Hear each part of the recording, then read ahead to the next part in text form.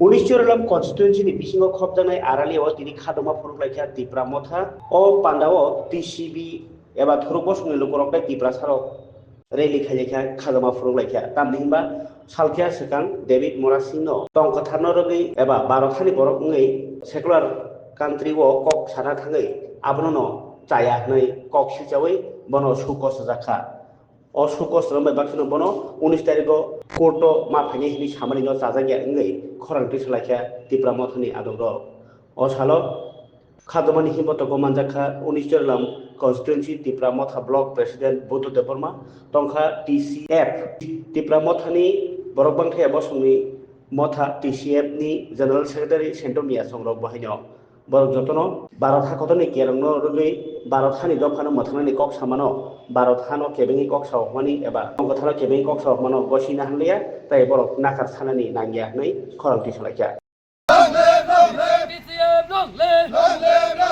David মুরাসিকে show cause করা হলো কেন রাজ্য সরকার জব চাই জব দাও ডেভিড মুরাসিকে সুকোজ করা হলো কেন রাজ্য সরকার জব চাই জব দাও অবিলম্বে ডেভিড মুরাসিকে সুকোজ নেতৃত্ব জনপ্রিয় নেতা আমাদের ইন্ডিয়ান সিটিজেন ধর্মের উপরে যে একটা আক্রমণ হয়েছিল দুই ধর্মের মধ্যে সেই বিষয় নিয়ে উনি কিছু কথা বলেছিলেন।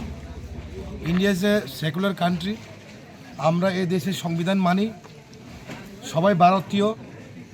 আজকে যারা এমএলএ মিনিস্টার যারা আছেন তাদের মতোই আমরাও ভোটার, আমরা আমাদের মতো তারও একটাই ভোটার। তবে আমি বলছি ওই দিন তো আমাদের নেতা ডেভিড মুরাসিং কিছু কথা বলেননি, উনি জাস্ট বলছে ইন্ডিয়া সেকুলার কান্ট্রি, এই দেশের ধর্ম নির্বিশেষে সব ধর্ম সব জাতের বিভিন্ন জাতির এখানে একটা ঐক্য এবং এই দেশ এভাবে গঠন করা হয়েছিল।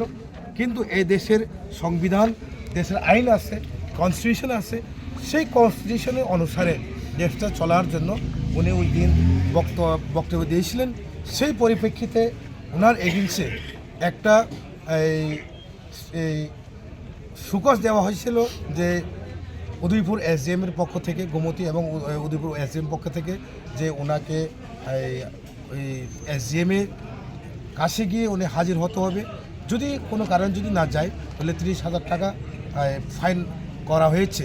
কিন্তু আমরা বলতে চাই আমরা অ্যালায়েন্স পার্টনার, এবং ডেভিড মুরাসিং উনি যে বলেছিলেন উনি তো সবার জন্য ভালোর জন্য বলেছিলেন, উনি কোনো ধর্মের বিরুদ্ধে বলেননি এবং কোনো জাতির বিরুদ্ধে বলেননি।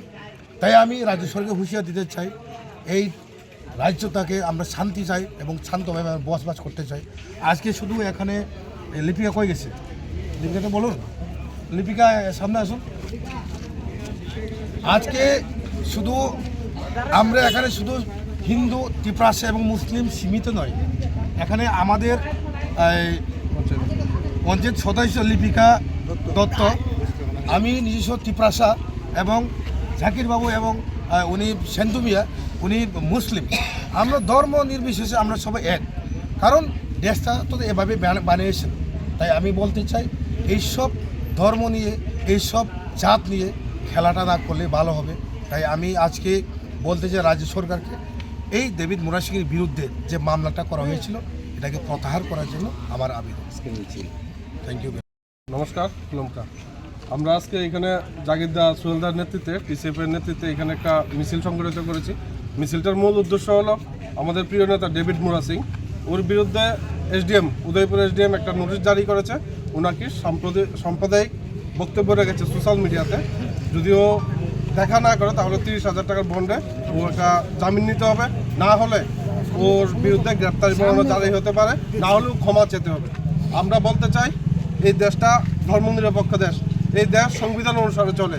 তাই সংবিধানের শপথ বাক্য নিয়ে যেই কোনো এই দেশের যারা আছে ভারতের হয়ে একজন ভারতীয়ের পক্ষে কথা বলেছে, কোনো ধর্মের বিরুদ্ধে কথা বলেনি, কোনো বর্ণের বিরুদ্ধে কথা বলেনি।